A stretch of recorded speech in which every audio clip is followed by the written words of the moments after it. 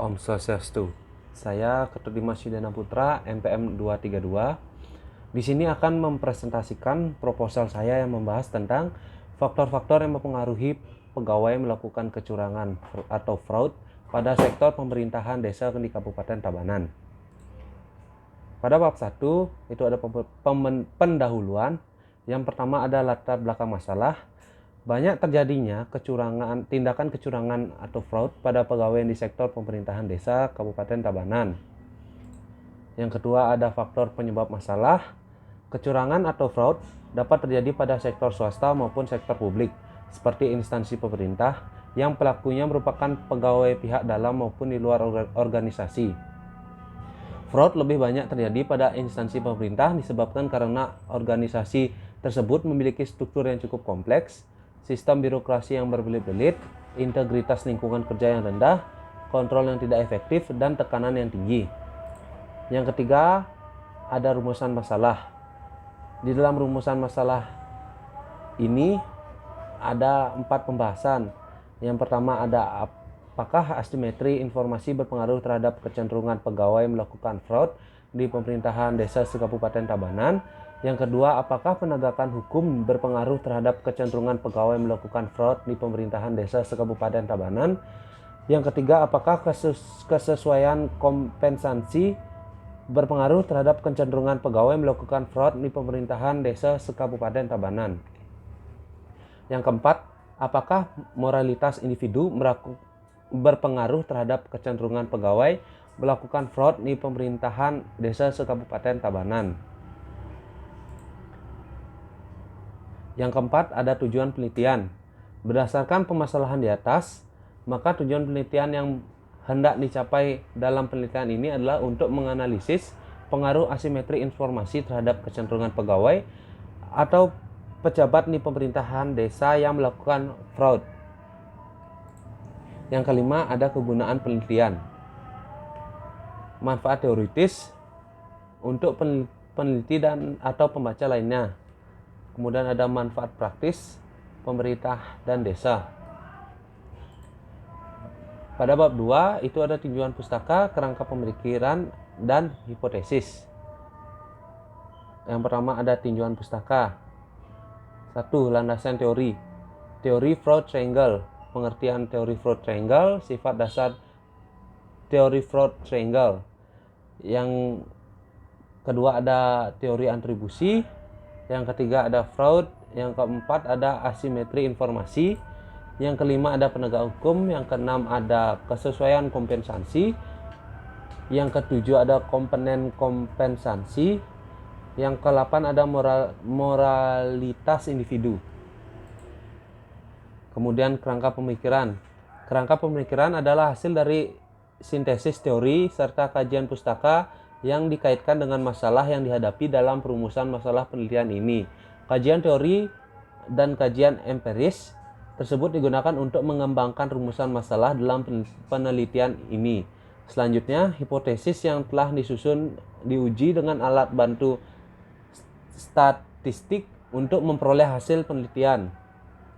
Setelah hasil penelitian diperoleh, penelitian kemudian dapat menarik kesimpulan serta secara menyeluruh mengenai penelitian yang telah dilakukan.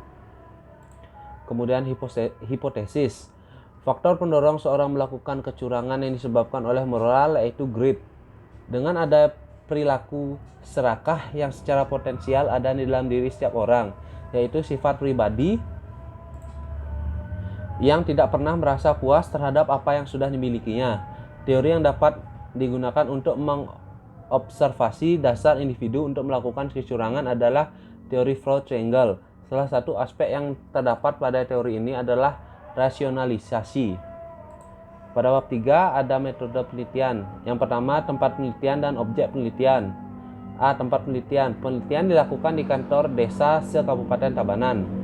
Kemudian yang B ada objek penelitian. Objek penelitian ini adalah asimetri informasi penegak hukum, kesesuaian kompensasi, moralitas individu mempengaruhi kecenderungan pegawai melakukan kecurangan atau fraud pada pemerintahan desa Kabupaten Tabanan. Kemudian C ada populasi penelitian. Populasi penelitian dalam penelitian ini adalah seluruh bendahara di kantor desa Kabupaten Tabanan. Kemudian yang D ada metode penentuan sampel.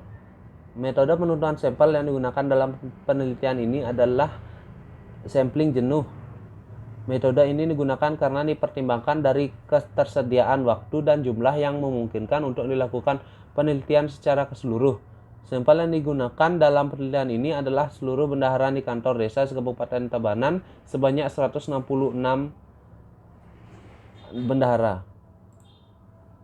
Yang kedua ada identifikasi variabel. Yang ketiga ada definisi operasional variabel. Yang keempat ada jenis data yang digunakan.